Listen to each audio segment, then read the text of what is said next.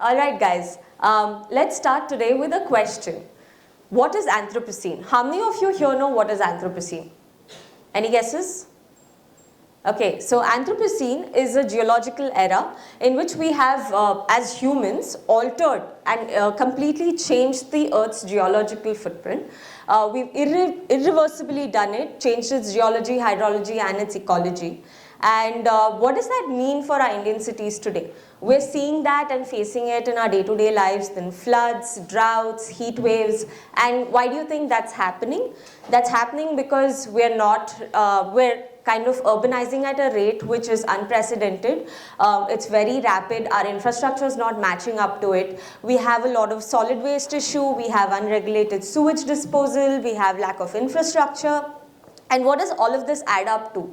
More and more socio-ecological and economic issues like environmental degradation, loss of biodiversity, economic disruption, housing crisis, to name a few, including health risk and water and food insecurity.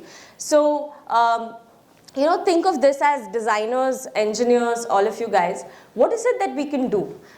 This is where, when there is such issues is where there's a silver lining, and this is where we kind of bring in the topic of resilience, right? We're trying to create a paradigm shift in urban planning and trying to understand how we can bring in green infrastructure, equitable planning, community involvement, climate adaptation and sustainable urban development in our cities through urban design and planning discipline. And sometimes it's the issue, sometimes it's a tweet.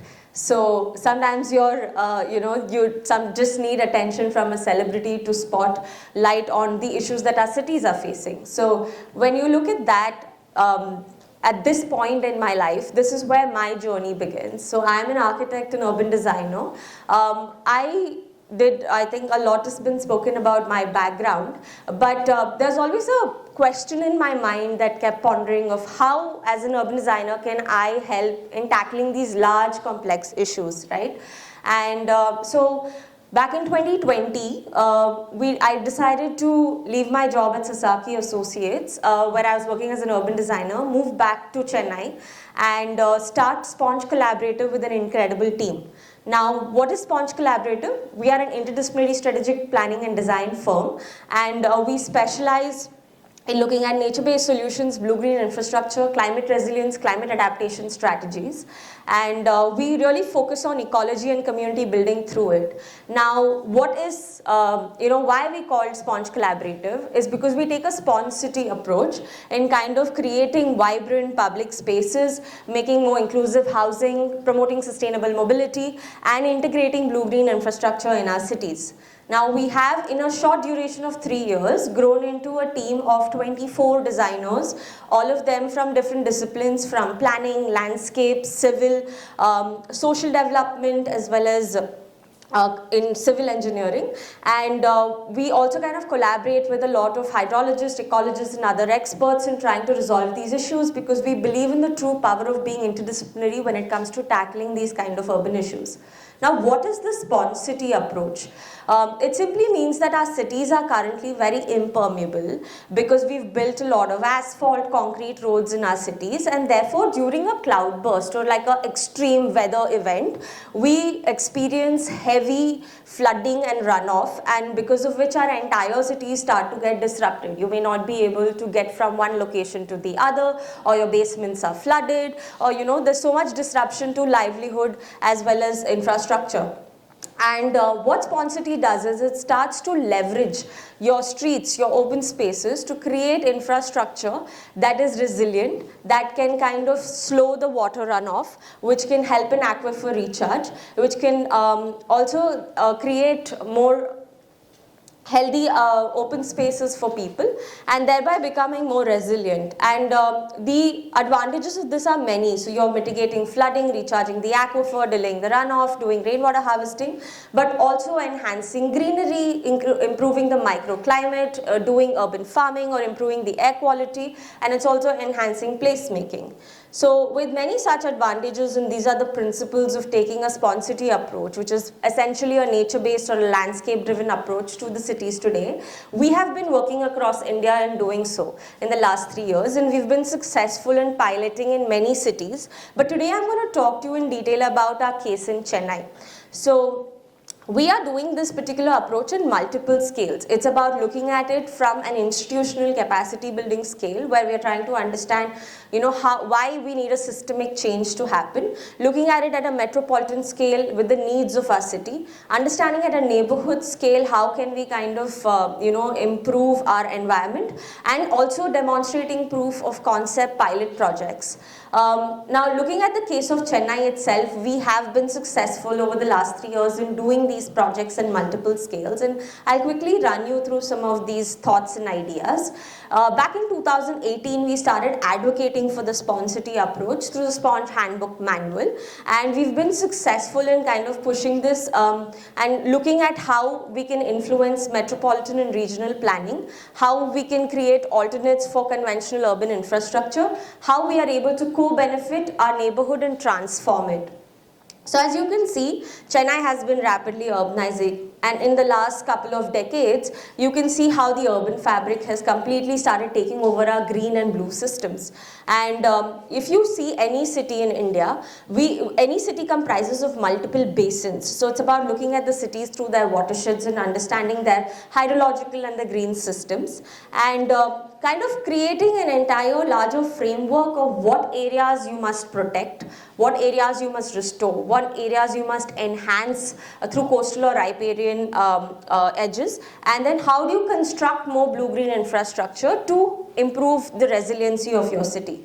Now, these are 4 key principles of what a sponsity approach would look like, and this is a very data-driven and a very participatory planning approach, where we kind of use a lot of geospatial data. We do a lot of extensive analysis to understand how the city is growing, what is the projected growth rate of the city, and thereby what are the areas in which the city should be investing and developing in. This kind of helps the city structure and creates its vision, and Chennai is at the cusp of creating its 3rd master plan and getting ready for 2026 to 2046 in terms of its development trajectory. So this kind of helps us get a risk-sensitive development framework, something that Indian cities need because we are always on the top vulnerability index. And then, like, after looking at it from a metropolitan scale, those are very policy-driven changes. But what happens when you start trickling down scale, looking at it through your neighborhood or looking at it through a basin level scale? This is a project that we did within the Kosasthalaiyar basin. So a basin is basically a river and its entire catchment area. And this is the first time ever this entire area was getting a stormwater drain infrastructure. And what happens in traditional stormwater infrastructure is that when it floods, because they're not designed to withstand really extreme events, they kind of get overwhelmed and all the streets start to flood and the water goes in different directions. But by integrating them with blue-green infrastructure, we're actually creating more room for water, and therefore, you're saving your critical infrastructure. And what does this sponge infrastructure look like? So there are a lot of different typologies, but essentially there are about leveraging nature. So it's about looking at biospheres, rain gardens, like tree pits, the importance of a singular tree, looking at retention ponds, constructed wetlands, all of these different typologies, and how we can kind of integrate them within our current urban fabric.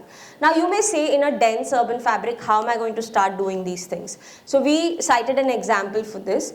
We did an extensive land cover analysis. We partnered with IIT Madras on a hydrological modeling, and studying for this particular project, we started quantifying what it means to create these subcatchments and looking at flood mitigation and aquifer recharge opportunities through this. And this is the neighborhood. It's about 170 acres, and it was mostly impermeable surfaces, but as you can see, there are a lot of open spaces in that neighborhood.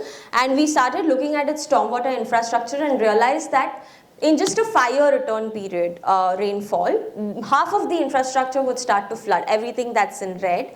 And when you start integrating blue-green infrastructure, we can actually completely change that scenario. And the same existing stormwater infrastructure for the same cost can do a lot more. So you get value for money.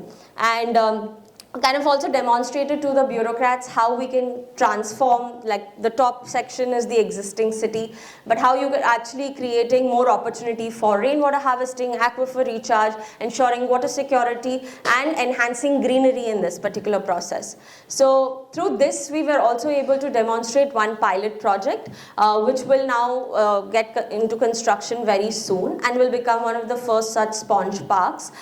It's about looking at this barren field, which is just a compacted soil, and converting it into a park, which is not just a neighborhood's common, it's also something that can promote healthy living. It will be a habitat for flora and fauna, and it will also help reduce the flooding and increase the aquifer levels. And this is designed with a lot of different amenities which are integrated with social as well as blue and green systems all taking care together.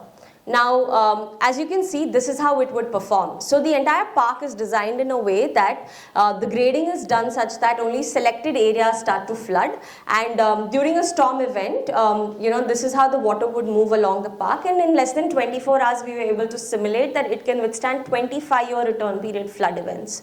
And always in all of the design, ensure that community is your champion and you're able to integrate community participation through it. And we were also able to involve and get a lot of good feedback, because this area was always used by only young boys, but now it will become a space for children, women, elderly, everybody, because there is something for everyone to do.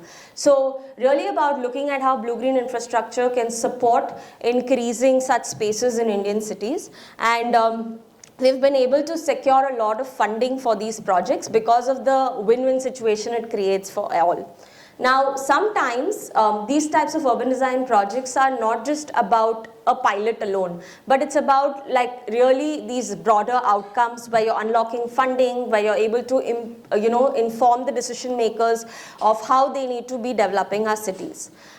When we did this project, there was a huge political will and a push towards taking this forward, and then we had this opportunity, but it started scaling up in a way that we couldn't control it, in the sense that only a fragment of the idea was absorbed by the system, and they started building these kind of large concrete recharge pits, which is essentially opposite of the idea of what the sponge park is. So we designed an entire manual, and we realized that it's very important that we build the capacity within the system than just being a bunch of consultants that are trying to make a difference.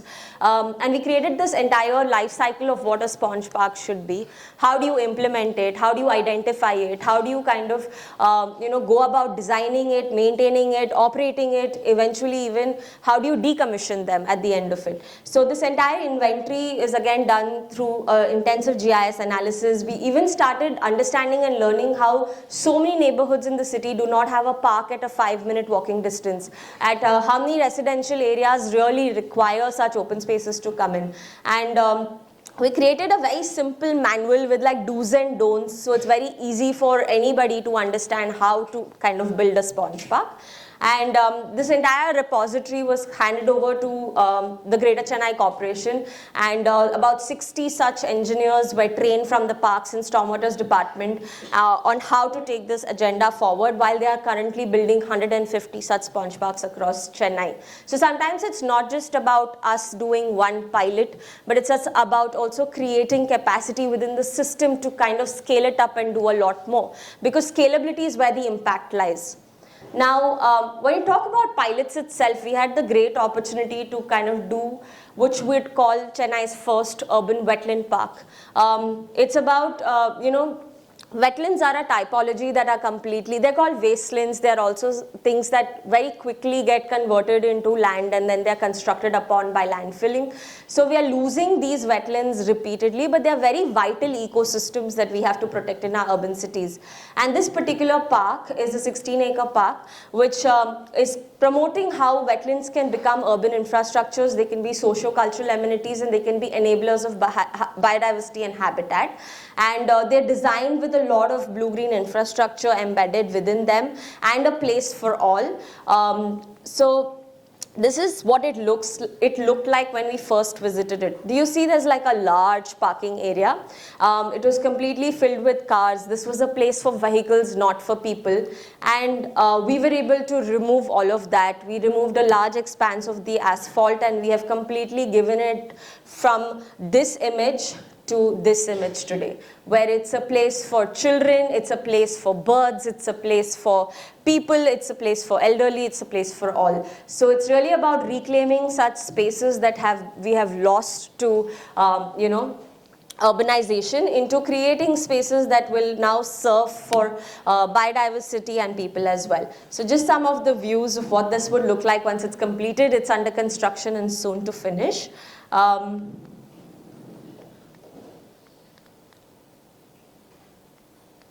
Yeah. So as you can see, this is one of the recent photographs. This is also extension of the Porur Lake, which is a really big bird habitat.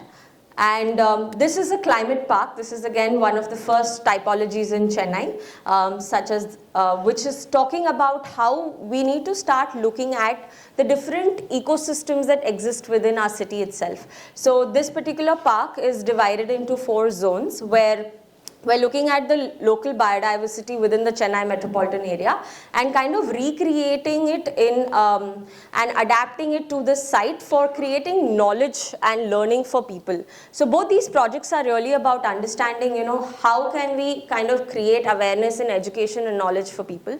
And there's a stronger wayfinding strategy and interpretation, as well as a lot of learning that will happen through you when you kind of walk across this park. So each of these zones have been designed with native ecology. They have been programmed in such a way that they kind of complement each of these different zones. As you can see, these color strips that people are walking, they can follow these strips and learn a lot more about the native ecosystems of Chennai region. And this is also currently under completion, and it's about 16 acres, so total 32 acres of area we're currently greening in Chennai city. And honestly, these proof of concepts are basically milestones. They are very important in kind of building these larger urban visions and kind of give hope to people that these types of projects can be accomplished. And cut to that, guys, like we have been able to, with these baby steps, make a big impact in Chennai itself. And we have had these small wins which has enabled us and pushed us in some way to help tackle Anthropocene. Thank you so much.